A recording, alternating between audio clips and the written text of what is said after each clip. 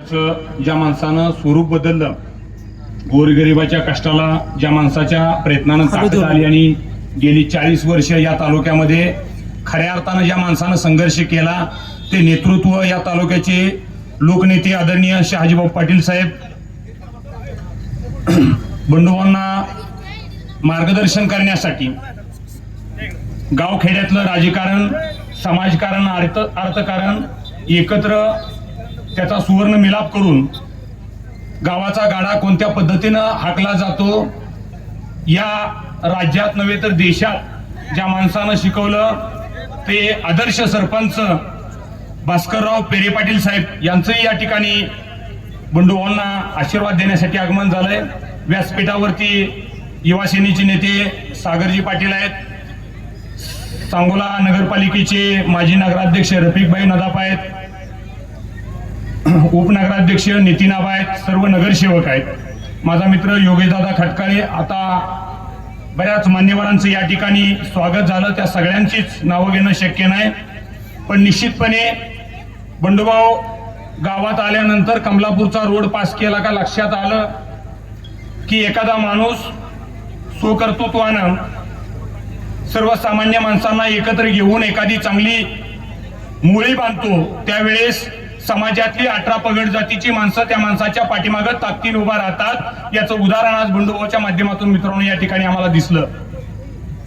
गावामध्ये वाजत गाजत फटाकड्या वाजवत बंडूभाऊ लोकांनी तुम्हाला आता डोक्यावरती घ्यायचं निश्चितपणे ठरवलंय आणि काळजी करू नका, तुमच्या पाठीमागं सांगोला तालुक्याचा ढाण्यावाग शहाजीबापू पाटील साहेब आणि आम्ही सगळी माणसं आहेत।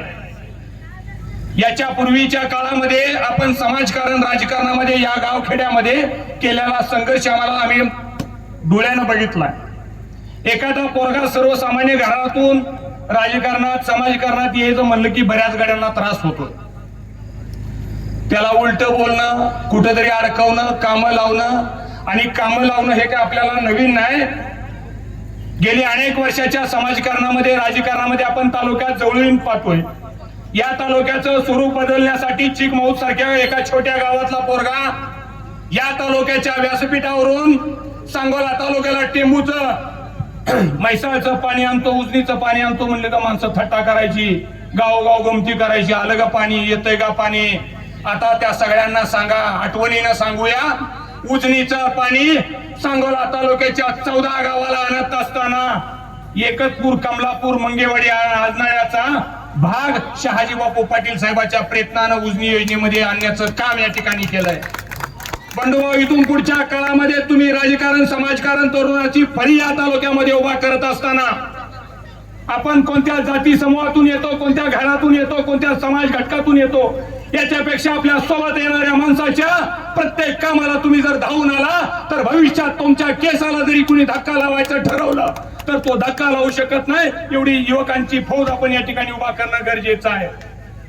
गावखेड्यात अडल्या नडलेल्या माणसांना आधार देऊन 18 पगड जातीच्या माणसाची कामं आहेत, छोटी छोटी कामं आहेत। कुणाचं रेशन कार्ड अडचणीचा, कुणाचा आधार कार्डाची अडचण आहे, कुणाचा विहिरीची अडचण आहे, कुणाला वर्तत्वाचा दाखल्याची अडचण आहे।